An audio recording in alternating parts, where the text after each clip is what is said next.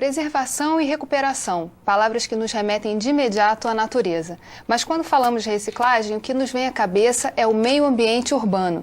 Em novembro de 2009, o Fórum Permanente de Desenvolvimento Estratégico do Estado organizou um debate sobre a indústria da reciclagem. E é com base no que foi apresentado naquele encontro que o Rio em Foco, que começa agora, mostra como poder público e iniciativa privada podem trabalhar juntos para transformar lixo em dinheiro.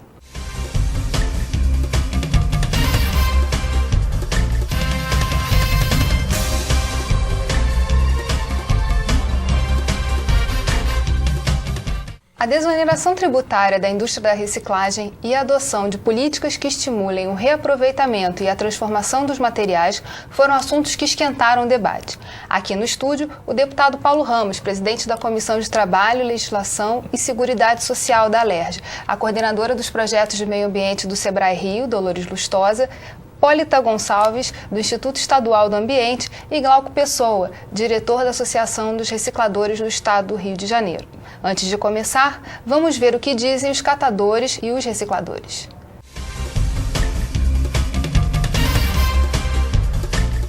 Era engraxate, mas como a graxa estava difícil, né?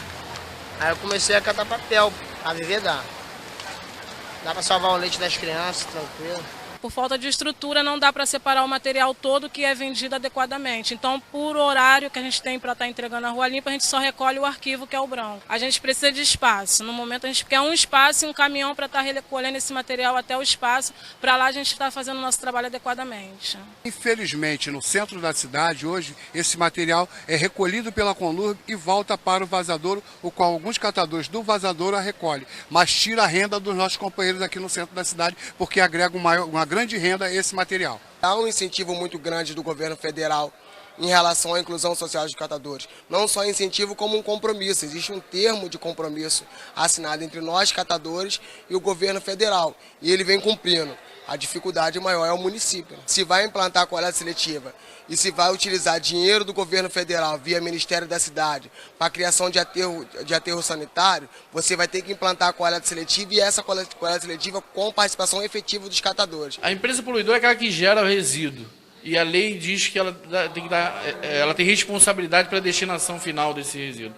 O que vem acontecendo há anos e não vinha sendo reconhecido é que as empresas de reciclagem, ela retira esse resíduo para os geradores, né? E não há esse reconhecimento. Por não haver esse reconhecimento, que ela é despoluidora, eu não posso chegar perto de uma geradora e falar para ela que eu posso minimizar o impacto ambiental dela, entendeu?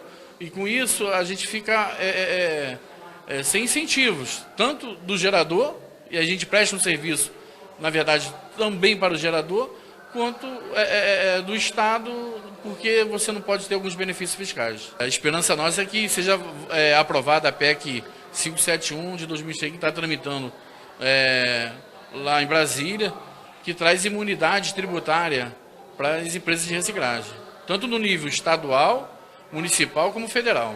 Bem, esse é um tema complexo e amplo, mas vamos começar pela questão do catador. Catador de material reciclável é uma profissão reconhecida pelo Ministério do Trabalho, porém a gente percebe que as relações são informais ainda, muito. Como é que o Legislativo pode atuar para resolver isso? Nós chegamos a fazer aqui inúmeras audiências públicas com os catadores, com as representações, inclusive cooperativas, mas ainda eles não alcançaram um grau de organização que faça com que eles tenham uma representatividade forte diante da sociedade. Ainda as coisas estão muito embrionárias. Eu quero aproveitar a presença aqui da representante da nossa Secretaria de Meio Ambiente para dizer que tenho acompanhado os esforços da secretária Marilene Ramos. É uma área muito difícil, mas ela tem procurado dar a dimensão verdadeira ao papel da própria secretaria. É claro que é uma profissão reconhecida, mas que precisa do verdadeiro reconhecimento. Quer dizer, os espaços de trabalho, obviamente, através de políticas públicas que viabilizem aquela atividade, mas que eles próprios tenham facilidades para a destinação daquilo que eles recolhem. A formalização é o principal problema, Hipólita? É um grande problema, porque esses recursos que o Tião menciona na entrevista, na reportagem, eles só chegam para os catadores organizados. Então, o nosso esforço é no sentido de desenvolver políticas públicas que sejam um estímulo à organização e também tentar suprir algumas necessidades nesse processo. A legalização de uma cooperativa não é uma coisa simples, né? É uma coisa que requer demorado, tem muitas etapas e muitas vezes os catadores não se apropriam desse processo. Então, em parceria com o SEBRAE, o INEA tem realizado o mutirão de legalização, que é um esforço de apoiar a legalização da maior quantidade de grupos de catadores históricos que estejam em situação de se legalizar. Isso em todo o estado? Vale para todo o estado. Neste momento, nessa primeira temporada, digamos assim, desse mutirão de legalização, estamos com 11 grupos em sala de aula, são 4 palestras que trabalham os temas relativos ao cooperativismo, ao processo de legalização, inclusive a carga tributária que passa a incidir sobre uma cooperativa a partir do momento que ela se legaliza, porque muitos grupos se legalizam totalmente sem esse conhecimento, né? Mas principalmente os princípios do Movimento Nacional dos Catadores, porque esses catadores que hoje não estão organizados, eles passam a construir uma identidade de grupo, que é muito importante, uma identidade de grupo dentro de uma cooperativa, né? E que essa cooperativa seja autogestionária de fato, não funcione como um atravessador, como um sucateiro, né? Que ela tenha transparência e principalmente uma identidade de categoria, né? Porque essa profissão foi reconhecida pela Classificação Brasileira de Ocupações e isso foi resultado da mobilização dos catadores a partir do Encontro Nacional. Nesse mutirão também a gente trabalha os princípios do Movimento Nacional dos Catadores, que são autogestão, independência de classe, solidariedade de classe, autonomia, né? E como é que o SEBRAE, Dolores, atua dando a capacitação, né? O SEBRAE, na parte do cooperativismo, o associativismo, ele vem estimulando com consultores especialistas que ele disponibiliza junto com o INEA para estar capacitando os catadores. Mas é importante também ressaltar a questão do próprio empreendedorismo. Isso é um negócio, a cooperativa é um tipo de negócio, então ela tem que ter um plano de viabilidade econômica, ela tem que estar enquadrada no perfil de negócio, para que ela possa ter a tal da sustentabilidade, sair dessa dificuldade inicial. Inviabilidade econômica. A inviabilidade econômica, porque é um formato de negócio. Uma outra ideia, assim, que é recente, que isso está sendo estimulado e divulgado também pelo SEBRAE, é a questão do empreendedorismo individual, que é uma forma de você se legalizar, pagar uma taxa pequena, né, mensalmente. E aí, por que eu estou falando isso? Porque o catador, ele pode buscar esse tipo também de legalização. A cooperativa é um formato coletivo que é muito interessante, mas alguns preferem manter a individualidade da atividade. Mas para buscar a formalização poderia ser através do empreendedor individual. O SEBRAE está apto também para dar orientação como é que se faz, como é que se cadastra um empreendedor individual, qual o documento, é super simples o registro, é identidade, o que tiver de documentação, vai em qualquer SEBRAE que a gente dá essa orientação. Isso é um formato que possivelmente... É uma alternativa, É uma alternativa. Mas essa questão da formalização para a indústria da reciclagem, para toda a cadeia, também é um problema, né, Glauco? Com certeza. Uma coisa que eu gosto de deixar bem claro a gente não tem como tratar nenhum dos atores que compõem essa cadeia isoladamente. É uma cadeia, existe uma interdependência entre todos. O catador não vai conseguir sobreviver sem a empresa que compra a sucata dele, que beneficia, sem a indústria, e é um ciclo fechado isso aí. Muitas vezes também são usados termos pejorativos, sucateiro, atravessador, só que nós estamos falando de empresas constituídas, que em sua maioria, raras exceções, foram fundadas por catadores. São pessoas que em algum momento tiveram a visão de transformar esse trabalho da catação em uma empresa e que hoje chegam a ser até líder nacionais aí em coleta de resíduos recicláveis. A nossa tentativa aqui é fazer um retrato da indústria da reciclagem, mas a gente vai continuar conversando sobre isso no próximo bloco. A pesquisa da FEComércio mostra que a sociedade está atenta ao consumo responsável. A gente volta já. Rio em Foco, aqui política e economia caminham juntas.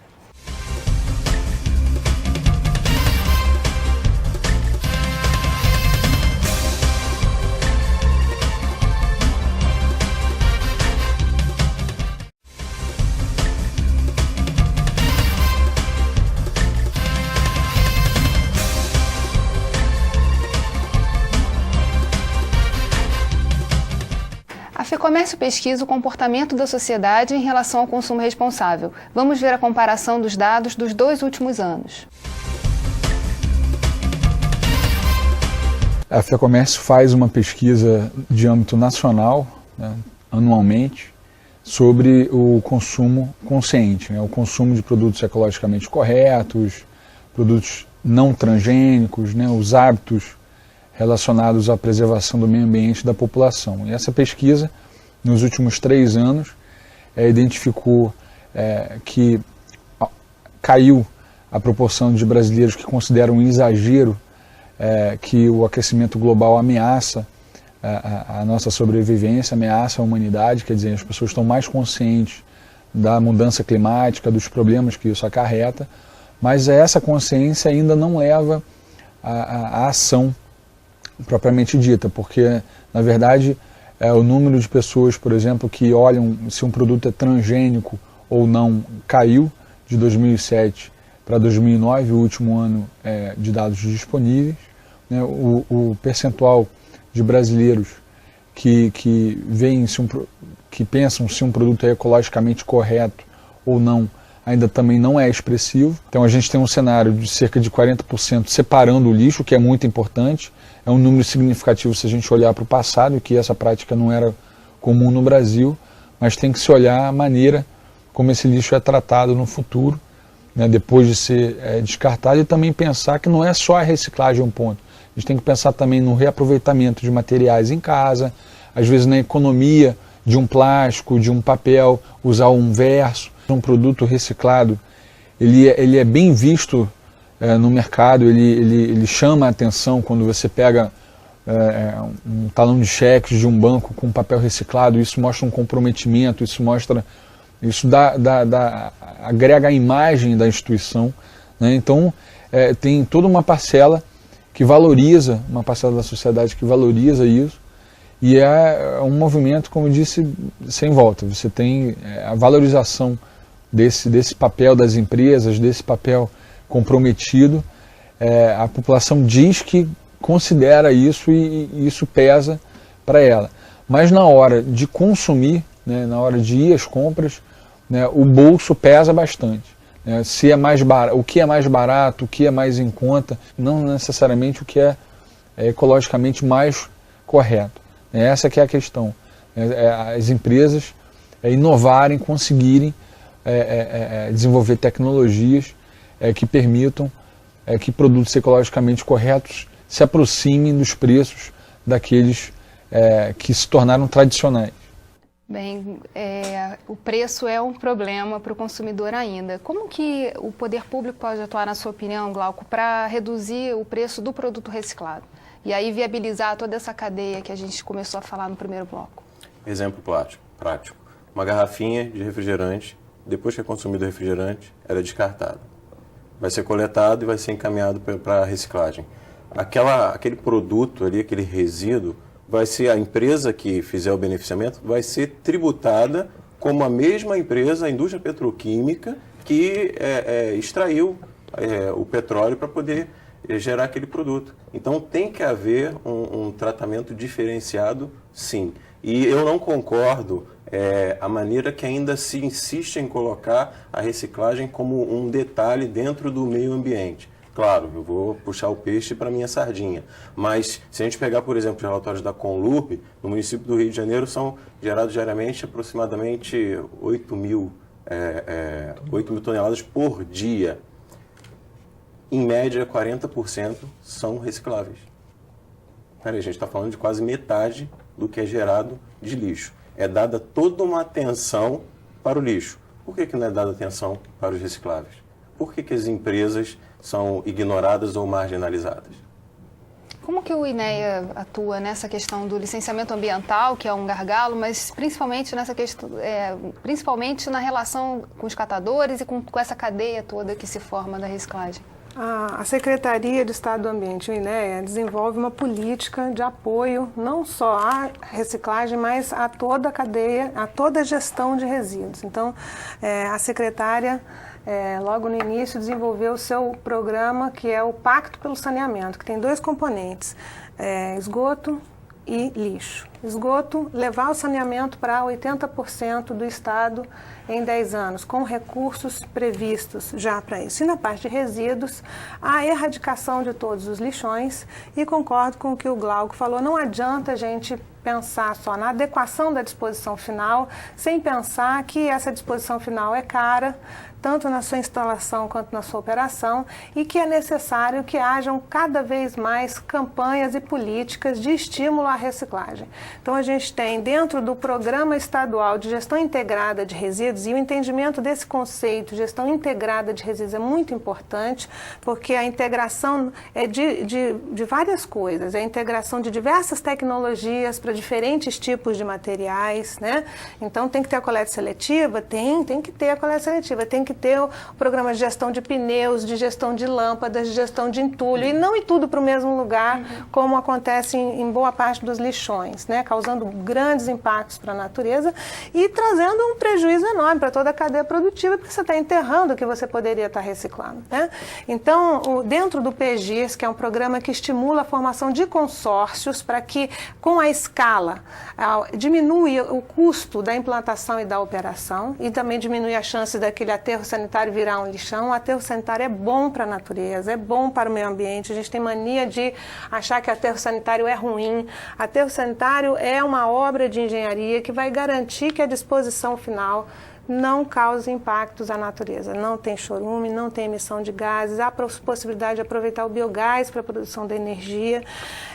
Agora, ele custa caro. Vamos ver se a gente evita de enterrar recicláveis, né? Então, só para concluir, nós estamos, então, no estado do Rio de Janeiro, em 18 municípios, com a previsão de chegarmos a 44, com um programa de capacitação de gestores públicos para a implantação da coleta seletiva. E já estamos com vários municípios que já iniciaram a implantação da coleta seletiva.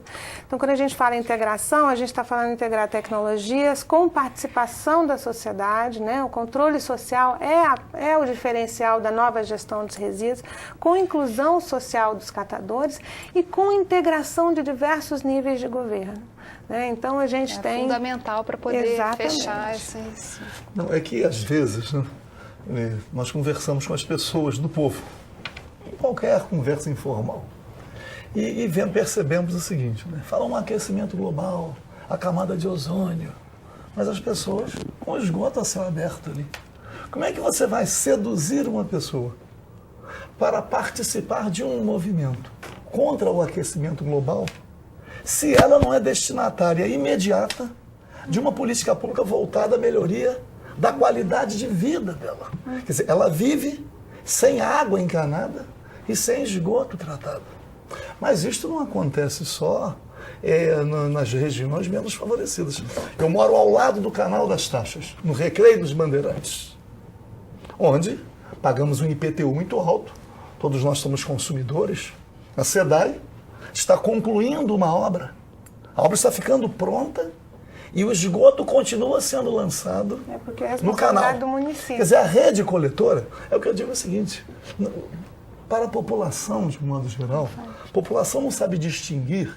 A responsabilidade é do poder público. Por isso, a importância de haver integração dos níveis a ação de governo. integrada. Então, não me parece razoável que esteja a SEDAI concluindo uma obra sem que, paralelamente, as providências, se é que cabem ao município, também não estejam sendo tomadas para que, uma vez em funcionamento, nós olhemos para o canal e vejamos que o jacaré poderá respirar com mais facilidade, e nós próprios possamos tomar um chopp na varanda, né?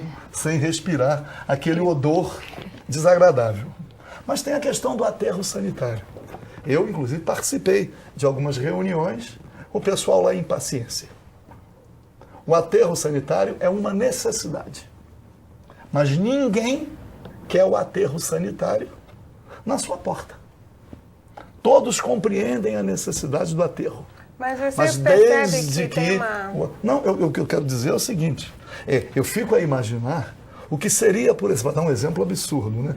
Chegar no Jardim do Alá e colocar ali um aterro, por menor. Não, mas olha, nós discutimos esse assunto sobre aterro sanitário, as tecnologias de gestão de resíduos sólidos, e existem várias tecnologias. Claro. Pode-se colocar, de repente, já lá uma usina de tratamento, enfim, de incineração no lixo. Eu penso que essa discussão também é muito focada no fato de que ela tem a sua base no fato de que as pessoas que não querem um aterro ao lado da sua casa, elas entendem que o aterro é um lixão.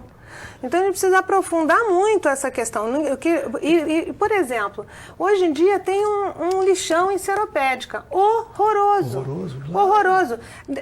Nós queremos que ele continue, porque dizer não para o aterro sanitário em Seropédica é pedir e dar manutenção ao lixão que existe lá. Há coisas adicionais em relação ao aterro. A movimentação de caminhões, o cheiro que exala dos caminhões que transportam, as condições das estradas. O que eu estou querendo só dizer é o seguinte, é que é preciso levar o conhecimento para que as pessoas compreendam e elas possam participar. Aquilo tem que representar não um malefício, tem que representar de um problema. Um benefício. Mas essa questão da gestão dos resíduos sólidos, ela começa, às vezes, na própria empresa em que está gerando o resíduo. Então, tem uma participação, assim, que eu queria puxar um pouco mais para sair um pouco da discussão só. Era exatamente isso que eu iria falar. Como é que as empresas podem... Eu acho importante, assim, quando a gente está trabalhando nas empresas, primeiro a gente viu uma reportagem falando do consumo consciente. Na verdade, reduzir o consumo e reduzir a geração do resíduo para micro e pequena empresa é o primeiro formato ideal, antes da implementação de tecnologias, ou seja, na verdade, trabalhar a redução do consumo, a redução da geração de resíduos no parque industrial, principalmente para as pequenas empresas, isso gera o primeiro ganho para ela, que é o ganho econômico. Ela, posteriormente, quando gerou o resíduo, que não tem como utilizar naquele processo dela ou no segundo subproduto, aí sim ela vai partir para a disposição adequada e aí passa a ter um custo e ela vai verificar qual é a melhor forma, melhor tecnologia ou a melhor destinação, que seja uma cooperativa de catadores, né, uma reciclagem para efetivar. Às vezes o seu resíduo é insumo de outra, Exatamente, né? Insumo de outro ou até mesmo uma geração de um subproduto para aquela empresa. É que o recolhimento do material se dá de formas as mais diversas, não apenas através do catador. E isso, às vezes, eu, como tive a oportunidade de conversar, de ponta a ponta, eu percebo, por exemplo, que o pessoal da indústria da reciclagem, assim como os catadores se consideram abandonados, distantes do reconhecimento efetivo do poder público, a mesma coisa acontece com a indústria da reciclagem. Assim, nós não temos acesso a recursos do BNDES. Se nós formos ao BNDES, nós somos vistos como criminosos. Não há linha de crédito. Falei. Então, é uma situação que exige, e acredito que a Secretaria, eu tenho certeza que pode fazer, ou como junto com o SEBRAE, o importante é conseguir reunir as partes envolvidas. Com certeza. Como é que se reúne as partes envolvidas? Desenvolvendo um projeto que cada um veja no outro, não um adversário, mas um colaborador. E é sobre esse assunto que a gente vai discutir no próximo bloco. Rio em Foco, aqui política e economia caminham juntas.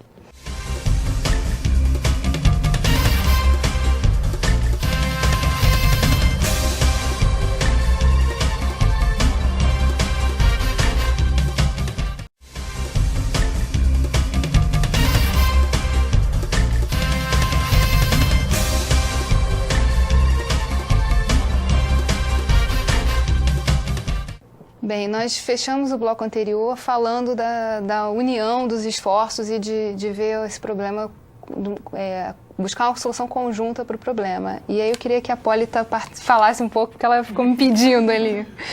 Nós temos acompanhado o desenvolvimento de algumas políticas a partir de 2006 que buscam a integração desses diversos níveis de governo e que também vem trazendo assim, alguns resultados importantes. Né? Então, por exemplo, no nosso programa de capacitação, a gente chega integrando níveis diferentes de governo, né? O governo municipal, o governo estadual e o governo federal. Até porque nós vamos falar daqui a pouquinho sobre os decretos federais e estaduais que obrigam os órgãos públicos a implantarem a coleta seletiva. Né? Teve uma mudança muito importante que, além de, assim, eu vejo a importância de, nós falamos, né, a gestão integrada vai integrar diversas tecnologias, integrar ações de diversos níveis de governo, vai trazer a inclusão social. Né? Vai trazer iniciativa privada também. Vai trazer a integração entre todos esses atores e vai trazer principalmente o controle social. É o controle social que vai garantir que as ações tenham continuidade, que as melhorias tenham continuidade. Né?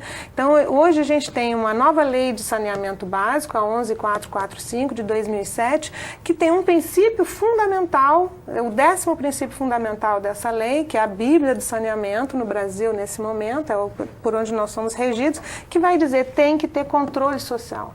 Então, os municípios, para receberem recurso FUNASA, por exemplo, eles têm que demonstrar que eles têm ferramentas no município institucionalizadas de controle social. E como é que o SEBRAE atua nessa orientação dos municípios para poderem acessar esses financiamentos? Não, nessa parte, o SEBRAE tem uma área de políticas públicas que orienta os municípios como elaborar projetos para captar recursos de um modo geral, para qualquer que seja a área necessária. Né? Então, é uma capacitação que o SEBRAE já faz há muitos anos dos gestores públicos. Isso o SEBRAE já faz. Só voltando só um pouquinho para a empresa, por outro lado, o SEBRAE apoia a empresa na hora dela planejar o gerenciamento do resíduo dela também. Quer dizer, o município buscando fundos, se adequar, fazer projetos adequados para captar recursos. Isso é uma parte específica. E, por outro lado, o SEBRAE apoia a pequena empresa para que ela venha gerenciar os seus resíduos de forma mais adequada dentro das políticas definidas pelo município, pelo Estado. Né, nesse ambiente de integração que a gente busca promover no Estado, no caso do programa Coleta Seletiva Solidária, que é a capacitação de 44 municípios para a implantação da coleta seletiva solidária, no ambiente da oficina, todos esses atores estão envolvidos. Então, está a indústria, por exemplo, a Garbone é uma que está em todos os municípios, né? E ela é da ARERJ, né? Ela é um reciclador de embalagem de agrotóxico, né? Não é da ARERJ, mas é uma indústria recicladora. As empresas que apoiam, por exemplo, o fabricante de bebidas Comari em Teresópolis, né? Eles estão lá participando da coleta seletiva porque eles têm um programa de responsabilidade socioambiental, mas eles também têm o próprio resíduo deles, que eles querem ver a melhor maneira, conforme a Dolores está mencionando. Né? Então, assim, integrar todos esses atores, como o deputado falou, é realmente o pulo do gato. Mas a maioria desses casos acabam ocorrendo como medidas compensatórias por algum crime ambiental, alguma coisa assim. Nós tivemos muitas medidas compensatórias quando tivemos o início da legislação do licenciamento ambiental para as empresas anteriores à lei, né? Que elas não tiveram o seu licenciamento realizado por conta de a lei ter vindo depois, né? Então, houve realmente alguns programas que foram apoiados por medidas compensatórias. Mas não é aplicação de TAC ou qualquer coisa assim. São empresas que têm ou programas de responsabilidade socioambiental ou também estão aplicando a lei do MINC 3369, que é a lei do PET, que todo mundo fala, né? Mas na verdade é de plástico. E, por exemplo, nós temos 7 municípios sendo patrocinados por empresas em atenção a 3369, são empresas de grande porte, como Unilever, Procter & Gamble, que são 2 associações, a ABIPLA e a ABPEC, que fazem parte da rede de apoiadores que o INEA e o SEBRAE também faz. Deixa eu, no meu desconhecimento, dizer o seguinte: eu não percebo a existência de campanhas sistemáticas que mobilizem a participação da sociedade. Deixa eu dar um exemplo que pode até ser absurdo. Diz assim, no estado do Rio de Janeiro, em todas as escolas estaduais, municipais, em todas as escolas particulares, sexta-feira é o dia de todo mundo trazer latinha. Quinta-feira é o dia de trazer papel. E tem as áreas divididas com as cooperativas que recolherão com a interlocução com a indústria. Sobre esse programa que eu falo, que eu sempre, às vezes, eu sou movido assim, de alguma agonia, porque as coisas são sempre muito tópicas. As coisas não são massificadas.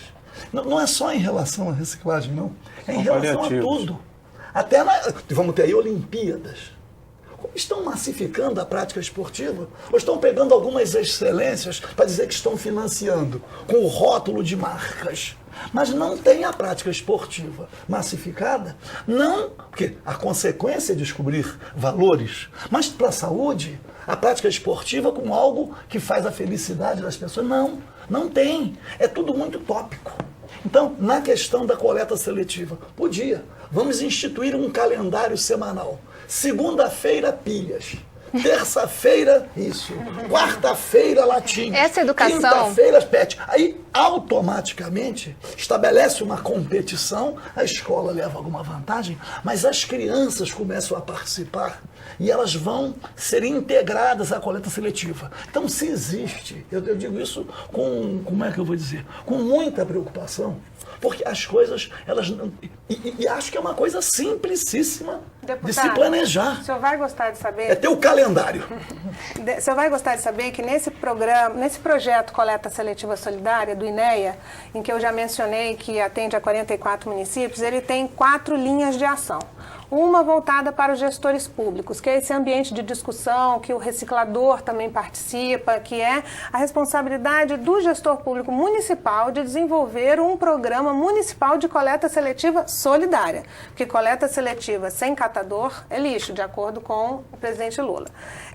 Outra linha de ação as escolas, por isso que eu estou tentando dar o panorama do projeto Coleta Seletiva Solidária como um todo. Então, o primeiro é municípios, gestores públicos, o segundo são as escolas estaduais, até porque, pelo decreto 40645, as escolas estaduais devem implantar a coleta seletiva solidária. Então, muitas vezes elas não implantam porque os diretores e professores não sabem como fazer isso.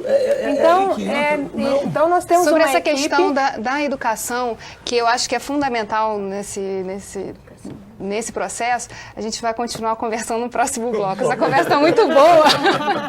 Eu sempre fico cortando vocês. Próximo e último, né? Exato. Lamentavelmente. Vamos passar para o próximo, então. A gente volta já. Rio em Foco, aqui política e economia caminham juntas.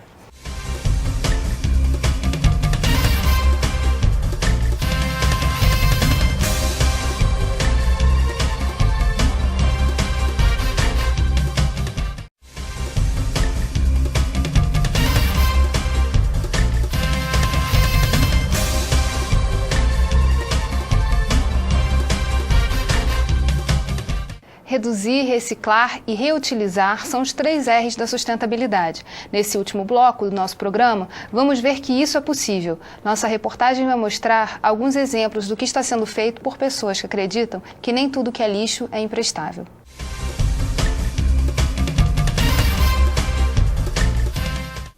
No encontro para discutir o ciclo produtivo do lixo na Alerj, tivemos oportunidade de conhecer os mais diversos produtos feitos com material reciclado. Móveis, bolsas, mochilas, sacolas e muito mais.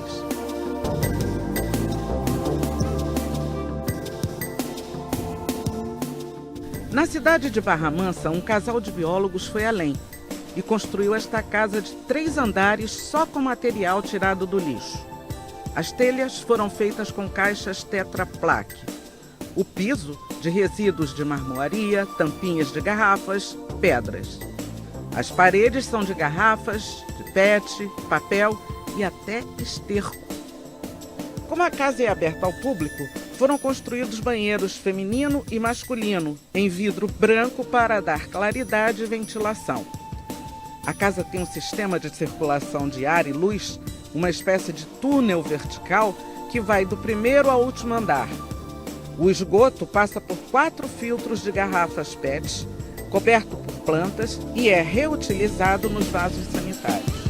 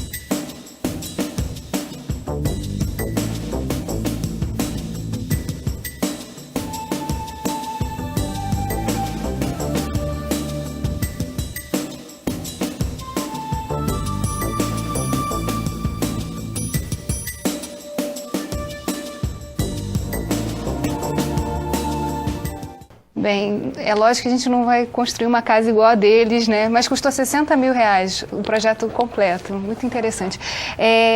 Mas como é que a gente pode, enfim, a partir de políticas públicas, estimular, por exemplo, a construção popular com soluções que venham do lixo, por exemplo, deputado?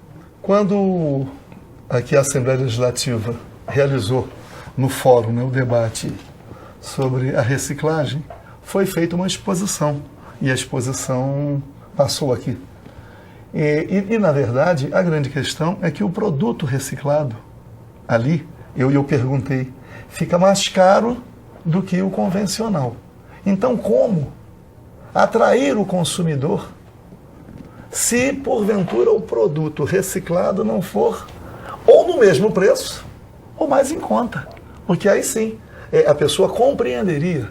Quer dizer, a reciclagem está ainda tornando mais barato o produto. E aí as pessoas se estimulam. Isso é uma cadeia. O estímulo vai surgindo. Mas eu até brinquei, né, na minha visão militar, já que eu venho também de uma instituição militar, que poderia, no programa da Secretaria do Meio Ambiente, em parceria com os municípios, estabelecer, dividir por áreas. Cada dia o recolhimento de algo reciclado. Segunda-feira, não é isso? Às 10. Ordem unida. Porque aí as crianças participariam, a escola teria algum tipo, vai ganhar livros, vai receber esse tipo de benefício. E eu sou convencido de que isto mobiliza. E aí teríamos a educação. As pessoas iam compreendendo. Eu concordo. O nosso objetivo é justamente esse, que os órgãos públicos estaduais, as escolas estaduais, implantem a coleta seletiva. Se elas vão fazer dessa forma ou daquela outra forma, isso já é da linha pedagógica de cada escola, certo? Mas a assessoria e acompanhamento para a implantação da coleta seletiva, elas terão. E na cidade do Rio de Janeiro, dentro da articulação da rede de apoiadores, que o SEBRAE também faz parte, nós conseguimos o compromisso da Conlurb coletar em todos os órgãos públicos federais, estaduais e municipais, porque na cidade do Rio de Janeiro já houve o rebatimento desses 3 níveis, ou seja, 59,40 federal, 40,645 estadual e 30,624 municipal, ou seja, todos os órgãos públicos na cidade do Rio de Janeiro devem coletar os recicláveis e doar para cooperativas de catadores. Então, a Conlurb entende que ela mesma deve fazer a coleta e levar para as cooperativas de catadores, que deve estar em implantação Só tem um problema nesse ano. Sério, isso aí tudo, olha. Eu já estive em pelo menos 3 órgãos públicos querendo uma solução para que ele possa cumprir o decreto. Mas eu já estive em mais de 20 que estão implantando, e já implantaram, e te digo mais, Glauco, houve uma grande crise da cadeia produtiva, da comercialização, do mercado da reciclagem agora, em 2009, você deve ter conhecido isso na pele, né? E os catadores conheceram isso na pele também. Muitas cooperativas só sobreviveram a essa crise porque tinham o material vindo dos órgãos públicos, entendeu? Então, assim, das cooperativas que a gente trabalha, nós temos um cadastro de umas 25 cooperativas, mas existem mais sendo cadastradas, a grande maioria recebe material de órgãos públicos e isso tem contribuído significativamente para a viabilidade econômica dos grupos. Tem alguns projetos, até, por exemplo, o Recicla CT, que é na COP da UFRJ, que tentam implantar isso na universidade, ensinando isso para os alunos. Federal, mas tem uma dificuldade que eles apontam, que é justamente tem que ter uma rotatividade das cooperativas e que isso às vezes é difícil implantar. Tem que haver estrutura logística para poder operar isso, senão a coisa não funciona. Um exemplo prático, a indústria, hoje no Rio de Janeiro, você não vê quantidades de resíduos da indústria despejados na rua como você vê o resíduo doméstico. Por quê? Porque essas empresas contratam as empresas de reciclagem que têm o quê? Prensas, caminhões, toda a estrutura necessária para poder retirar esse resíduo e levar para fazer o beneficiamento necessário para encaminhar para a indústria, onde de fato vai haver a transformação em um novo produto. Agora a gente está quase chegando ao final do programa, eu queria só fazer uma rodada sobre isso. Só uma observação mesmo. Desculpa, Geise. Naquela casa que se mostrou agora, a importância, o material reciclável, ele tem um ciclo de vida. O que entra, né, em escala, né, ele também tem que sair em escala. Não pode se trabalhar questões paliativas, como artesanato, que você acaba contaminando mais ainda a matéria-prima que está ali. É o vidro, é o plástico, que deveria voltar ao seu processo e voltar a ser... Claro. A questão da construção sustentável, já existe produtos certificados que podem ser utilizados dando melhor qualidade ao ambiente, enfim. Então isso é importante. Só para fechar, eu acho importante que se veja sempre a cooperativa como um negócio. E um estudo de viabilidade, quando ele percebe esta questão do mercado em 2009 ter caído. Né? E aí você se prepara para isso. Então você tem que focar a cooperativa para atender a indústria recicladora, ter capacidade de atender, ter capacidade de coletar tudo no formato de negócio. Então eu acho que o estudo de viabilidade econômica tem que ser feito e o empreendedorismo, a gestão empresarial tem que ser tocada constantemente nesses negócios que estão se formando e nos que já existem para que elas tenham maior sustentabilidade. Em termos de incentivos fiscais, o que pode ser feito pelo poder público para viabilizar toda essa cadeia? Os impostos que incidem sobre a matéria-prima das empresas de reciclagem, que são os resíduos, e nos equipamentos, insumos também, por exemplo, energia elétrica, se recolhe imposto também integral, água, a gente tem o exemplo dos taxistas que têm incentivo para poder comprar o veículo, a empresa de reciclagem que vai utilizar um caminhão para despoluir tem que pagar todos os impostos como se fosse uma transportadora, por exemplo. E outra coisa, Glauco, que eu acho que seria fundamental, que pouca gente tem pensado nisso, e a gente lá na Secretaria está iniciando essa discussão, é que o reciclável, ele é tratado pela ABNT, pelas normas da ABNT, como resíduo. Exatamente. E o resíduo precisa ser tratado com muito rigor, porque ele causa impacto. Mas o reciclável é um imposto, ele é inerte, claro. Ainda mais se ele foi coletado seletivamente. Então a gente precisa mudar a norma para poder fazer leis adequadas, né? Todo o processo é feito como se fosse uma empresa poluidora. Como se fosse uma empresa que opera resíduo. De enquadramento né? no IBAMA.